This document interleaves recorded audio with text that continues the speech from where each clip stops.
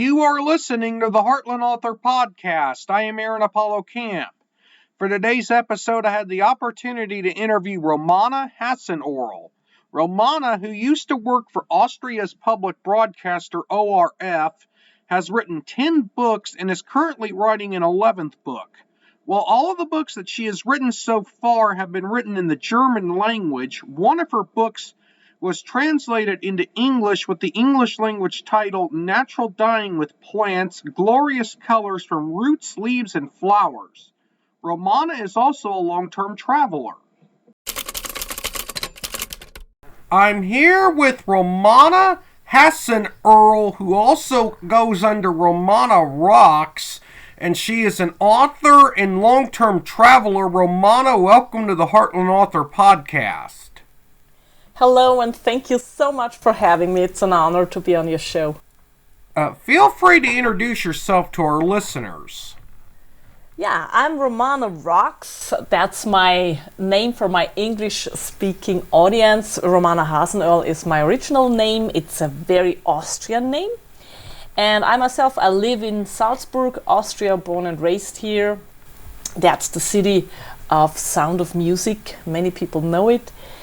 And I'm a writer, a writing trainer, a long-term traveler, laughter yoga trainer. So I did my life long, I did stuff I really love to do. And that's my motto, to go for what you love to do, because then you put in the best of your energy and passion and just go for it. Yeah, I always thought The Sound of Music was set in Switzerland, not Austria, but thank you for reminding me of that. Yeah, we even have the Sound of Music tours in Salzburg, where you can hop on a bus and go to all the locations where the movie was made. Now, without spoiling too much of any of your books, how many books have you written? What are some of them called, and what are they about? Okay, I've written 10 books up to now, working on number 11 at the moment. I started writing in 2015, book writing. Before, I've been working for Austria's largest broadcasting company, and I did a lot of press work and journalism during these years. But then I gave myself the chance to write books, which was a long dream of mine. Yeah, one of them, the first one, is called The Garden in a Bag. And that is just a book for people who don't have a large garden or no garden at all and don't have much money. So I taught them how to plant salad, potatoes, whatsoever in large shopping bags.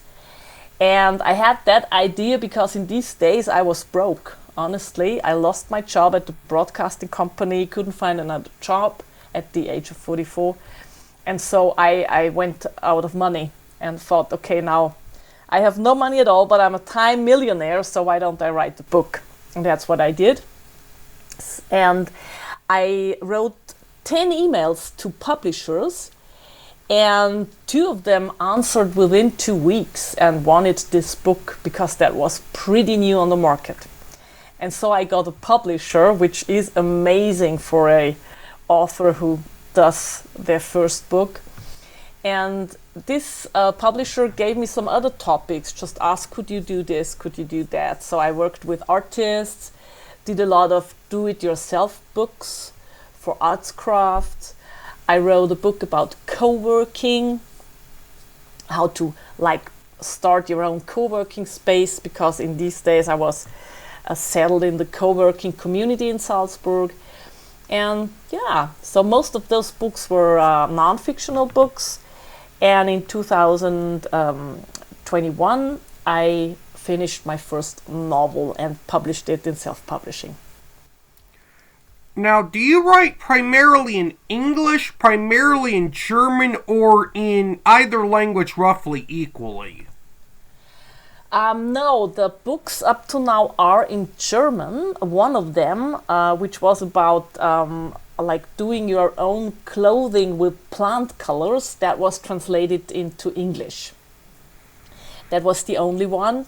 But I plan now to write a book about happy mindset and how you can grow your happiness and success with your mindset.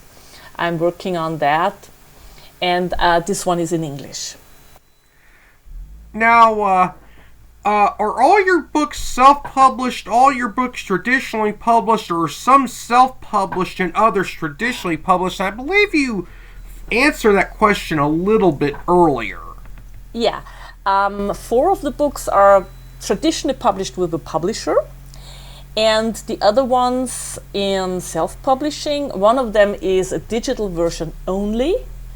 The others are printed, and the novel is printed and digital. So I really got all the experience, the whole broad experience you can have as an author, how to get a publisher, how to deal with them, what you have to be careful about, how to self-publish, how to publish on Kindle, Amazon, and other digital platforms. So I tried almost everything, and I think I can share a lot of experiences. Now, I understand you offer writing workshops, and how do those work? My writing workshops, I've got some different ones. First of all, I have 4 weeks workshops for real passionate people who wanna get that last step before publishing their book. So many people have a first draft in their drawer and they don't know how to publish it. So I do 4 weeks trainings with them to find out what is the right way to publish their book for them, and then support them with every step. The other thing is that I offer afternoon 4-hour courses where I give all my knowledge, beginning from writing mindset to how to structure your book and your writing time. You have to, and then the publishing topic. So that's a very compact and highly interactive training, which is for 4 hours on Saturday afternoons. Now, until 2012, you were employed in the media. And was that with the Austria's public broadcaster ORF, or was that with a commercial broadcaster? No, that was with the ORF, yeah. And what was that job like for you? I loved my job. I had the chance to really try almost everything. So I mostly worked in TV production as a director's assistant. I did television graphics, I did radio, I did online news. So that was a broad field I could try. But at the end, the last 5 years there, I stayed with TV production, as this is a hard topic, a passion of mine. Now, in 2003, if I'm not mistaken, you survived a skydiving accident. What caused the accident, and did you learn any life lessons from that? Oh yeah, that was it was a pilot's mistake. So in skydiving, we all know that the parachute doesn't make any mistakes. It's your mistake always. So what happened was that we were just, greedy group of girls. We wanted to win a competition and had a lot of training in that week. And so we did one more skydive, and again. And I was pretty tired at that jump, the last one. Then we had not very nice wind conditions, and I couldn't get back to the airfield. And I really mistook the situation. When there is strong wind and you have trees, then behind those trees you have severe issues, air issues. And I wasn't far enough from the range of trees, and my parachute just collapsed. So I was in about 10 meters height. And then the parachute collapsed and I just crashed the ground and broke my my spine. And I really, in the moment I crashed ground, I thought that was it. So when lying there and realizing I'm still alive, that was a pretty awesome moment for me. And then the whole thing began to work in my head. So am I able to walk again? Because I felt that something was broken. I heard it breaking. And all the things that happen then in a stress situation like that one. So I got back to full health, lucky me. I had many years, I had problems with pain. So I always had pain in my back, and in these days I realized how precious life is. I was over 30, but always like a person who, do whatever you want and go for it, and very competitive. So even in relationships, always competitive. I want to win, I want to win, I want to win. And these days in the hospital, when I wasn't able to move and just waited there for what will happen, that really brought me to a deep connection to myself, a deep connection to what else is inside myself after challenge and competition. And when I got back from hospital, I was another person, you can imagine. So I lost a lot of friends in these days. Even my relationship broke apart because people were not used to this new person.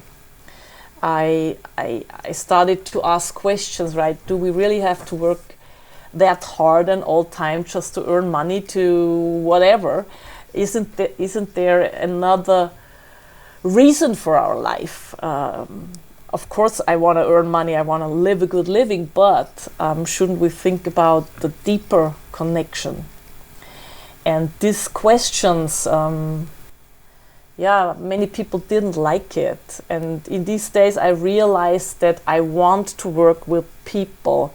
I want to be of support for people. And I didn't know, of course, that where life would take me and that it's now writing trainings.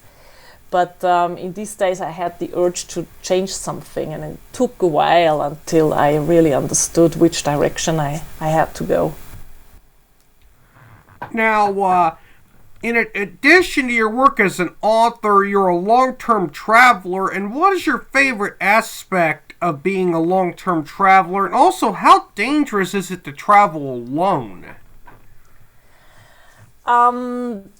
The aspect that really is for me the most important one is the time factor.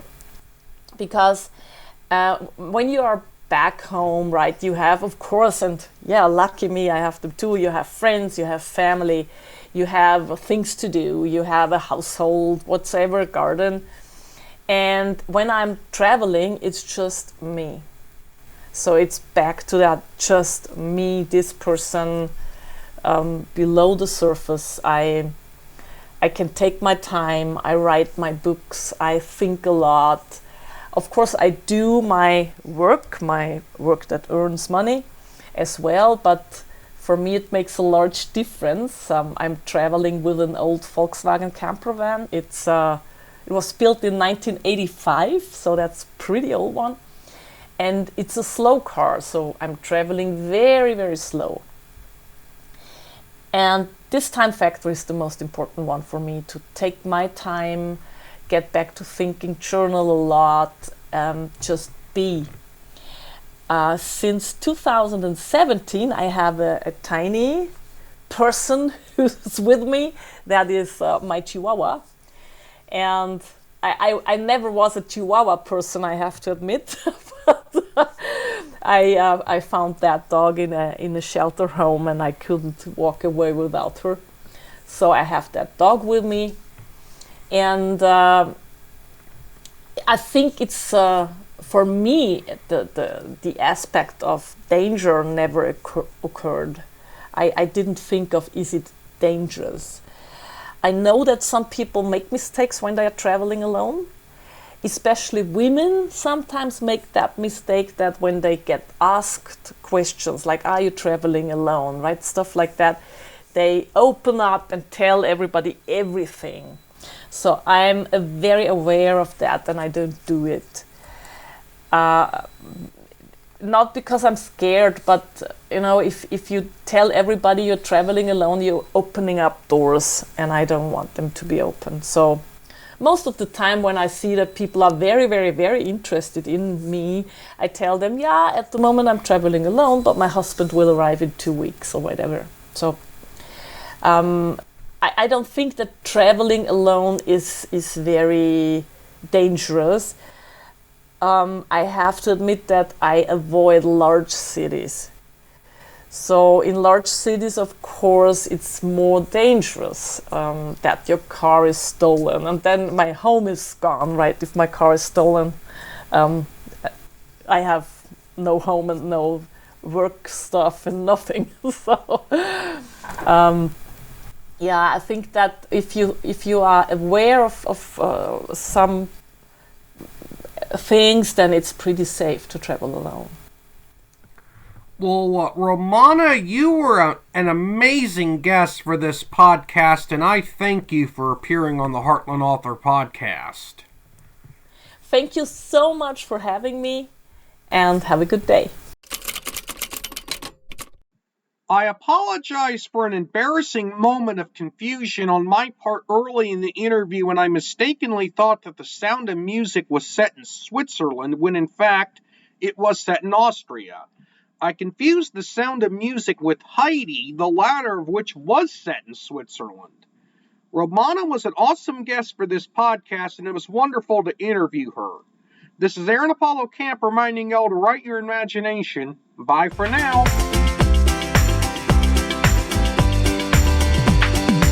You can learn more about me and my book writing projects at campaaronapollo.wixsite.com/authoraac. You can follow me on Twitter and Facebook at AuthorAAC and on Instagram at AACScribe. Copyright 2023, Aaron Apollo Camp, all rights reserved. This podcast episode is intended for the private listening of our audience. Any reuse or retransmission of this podcast episode without the express written consent of the podcast host is prohibited, except under fair use guidelines. Royalty-free music and sound effects obtained from https://www.zapsplat.com.